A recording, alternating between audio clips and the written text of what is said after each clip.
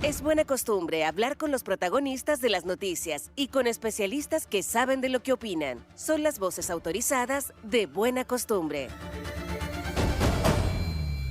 Bueno, vamos a ponernos en órbita internacional porque está el presidente del Brasil, Luis Inácio Lula da Silva, en un intento por resucitar la UNASUR. ¿De qué se trata todo esto? Bueno, nos vamos a enterar con una verdadera experta, analista internacional, docente de la UDEC, experta en relaciones internacionales, la doctora Paulina Astroza, quien hace rato estaba esperando en el por teléfono. Paulina, muy buenos días, gracias por estar aquí en Buena Costumbre.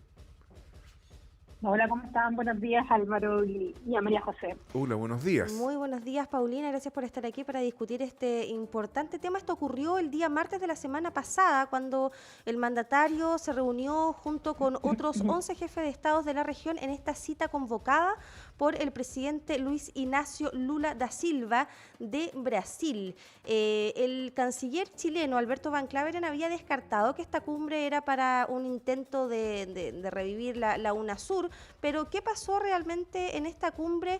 Que es una cumbre también que fue informal, ¿verdad? Fue un llamado de justamente el presidente de Brasil y finalmente tuvo una convocatoria transversal en esta cita, Paulina.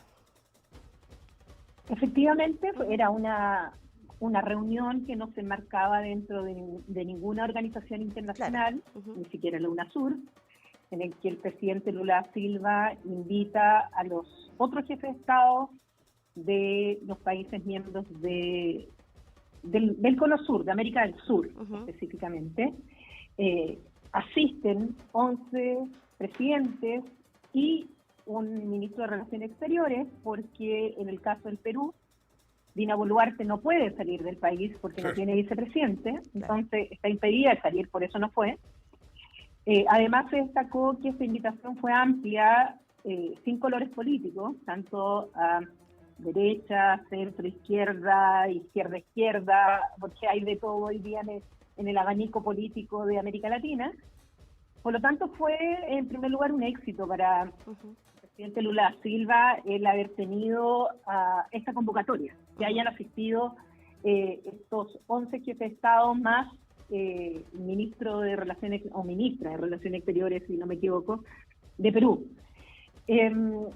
Efectivamente, no era un tema específico el resolver en ese momento, el revivir, y digo revivir porque no es que esté muerta, UNASUR sigue funcionando, Perfecto. El tratado sigue en vigencia. Lo que pasa es que muchos estados han denunciado el tratado, como es el caso de Chile. Quedan pocos países hoy día en UNASUR y tampoco está funcionando como tal, pero el tratado sigue en vigencia.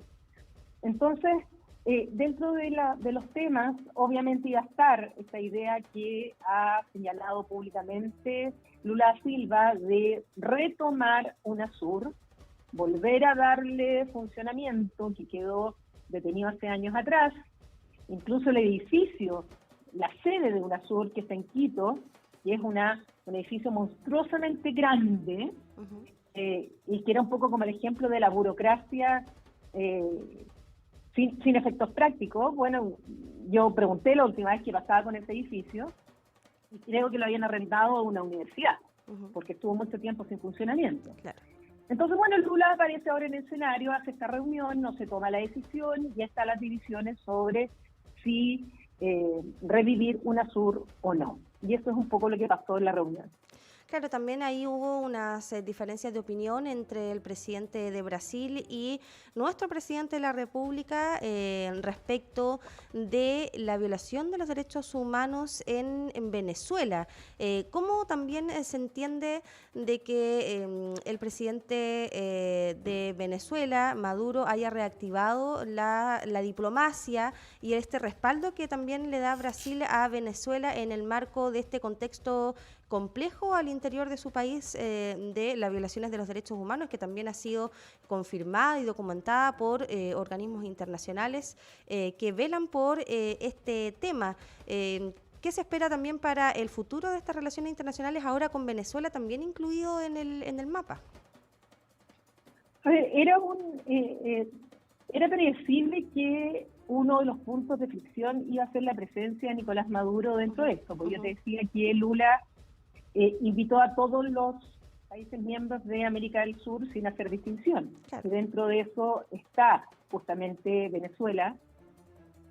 A diferencia, por ejemplo, de otras reuniones en las cuales se ha querido dejar fuera a Venezuela, siendo que todos sabemos que más allá de las críticas que uno puede hacer desde el punto de vista de la violación de derechos humanos, del Estado de Derecho, de las libertades, la crisis humanitaria provocada justamente por esta dictadura, Maduro es el representante de Venezuela, tiene el control del poder soberano dentro de Venezuela. Entonces, en otras reuniones como la CELAC europea, se había dejado fuera justamente a Maduro. Y esto hizo que en esa instancia, el año 2016, se suspendieron las reuniones. Muchos dijeron, si no va Maduro, nosotros no vamos. Y así pasaron 8 años, y este año, en julio, la Unión Europea decidió, sin exclusiones, invitar a todos los países miembros. Bueno, aquí pasa lo mismo. Aquí lo que hace Lula es invitar a todos, incluyendo a Maduro, sabiendo que va a haber un punto de fricción. Lo que ocurrió es que el día anterior a la cumbre, Maduro junto a Lula tuvieron una reunión a puertas cerradas. En esa reunión salen esas condenables declaraciones, según mi punto de vista, del presidente Lula da Silva. Claro, cuando habla de la en narrativa. La cual exactamente, donde utiliza ese mensaje que, por fuentes muy bien informadas que tengo, no era la idea de Itamaraty, de Cancillería, porque en la reunión interna Lula habría sido bastante duro con Nicolás Maduro, diciéndole que tenía que de aquí al próximo año generar las garantías para un proceso democrático, parar con la violación a los derechos humanos, y que si finalmente no creaba todas estas condiciones para que el próximo año hubieran elecciones realmente democráticas e incuestionables, sencillamente Brasil no lo iba a seguir apoyando. Entonces, cuando salen de esta reunión, se suponía que el presidente Lula, este mensaje que dijo, iba dirigido hacia Maduro, diciéndole, o sea, ayúdame a que eso que están diciendo sea mentira, crea las condiciones democráticas, en Venezuela ya deje de ser el paria internacional. Sin embargo, le salió tan mal las declaraciones que entendimos finalmente lo mismo, que estaba legitimando el régimen de Maduro, y además esto de decir que era una narrativa contra el régimen de Maduro, que no era una realidad. Obviamente, cuando existen informes internacionales como el propio Alto Comisionado de las Naciones Unidas de los Derechos Humanos, cuando era su alta autoridad, la expresidenta Bachelet, donde está documentado por otros documentos, por otros organismos internacionales, la verdad es que era para criticar las frases de Lula, y creo que el presidente Boric estuvo excelente en las declaraciones que hizo después de la cumbre. Pero Paulina, ¿cuál, como analista, no sé si podrías predecir qué es lo que va a ocurrir principalmente con la integración latinoamericana, porque finalmente lo que está tratando de liderar el presidente de Brasil, Lula da Silva, es tratar de tener una amplia convocatoria, de tener el liderazgo regional y donde finalmente se superen esta creación, ¿verdad?, de organismos que distinguen entre los colores políticos. Finalmente, ¿tú crees que finalmente podremos contar con una organización finalmente que sea sustentable en el tiempo, que funcione evidentemente la integración, tal como hoy sucede, por ejemplo, con una Unión Europea que lleva muchísimas décadas en funcionamiento? ¿Qué es lo que queda para América Latina? Soy bastante pesimista, ojalá me equivoque, pero la historia de la supuesta integración latinoamericana, finalmente nos hemos dado cuenta que es una suma de proyectos separados, divididos, en los cuales, como tú señalas, ha sido el elemento más ideológico quien ha motivado estas integraciones.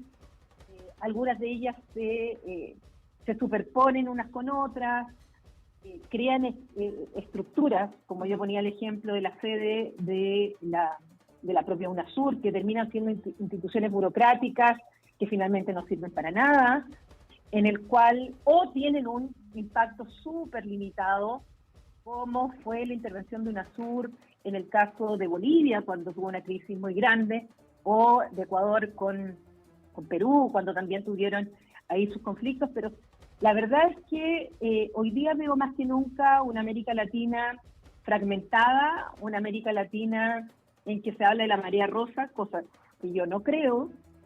Creo que el hecho de poner a todas las izquierdas de un solo color es simplificar el debate. Creo que el gobierno del presidente Boric, él en particular, es bastante distinto a Alberto Fernández en Argentina, a Petro en Colombia, sobre todo distinto a Luis Arce en Bolivia o a Andrés Manuel López Obrador en México. Creo que hay muchos matices y que fueron demostrados justamente en esta cumbre. México no estaba participando, obviamente, porque es América del Norte. Claro. Y por otro lado, creo que Lula tiene tantas restricciones para este liderazgo regional de alcance global, que es lo que él quiere.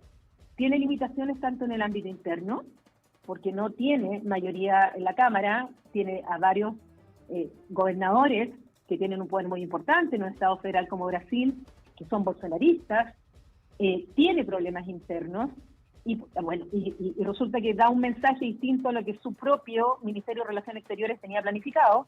Y por otro lado, a nivel internacional, el escenario ha cambiado tanto que Lula está, creo, pensando en un escenario como cuando él lideró en los años 2000, donde realmente Brasil pesaba, a hoy día en que lo que existe es un desorden internacional, y Lula ha sido muy errático en sus mensajes, tanto en Beijing, cuando estuvo en China y mandó un mensaje sobre la guerra de Ucrania, como lo que hizo ahora con Venezuela. Comprendido.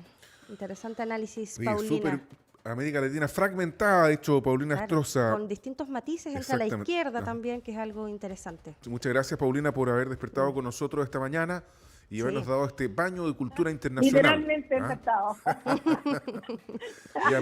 Que tenga una buena semana. Yo despierto súper temprano, que estén súper bien, que tengan buena semana. Igual, buena semana, Paulina. Muchas gracias. Chao, chao. Chao. Faltan 5 minutos para las 8 de la mañana. El análisis internacional, comenzando la semana de la académica y docente de la Universidad de Concepción, la doctora Paulina Astroza, aquí en Buena Costumbre.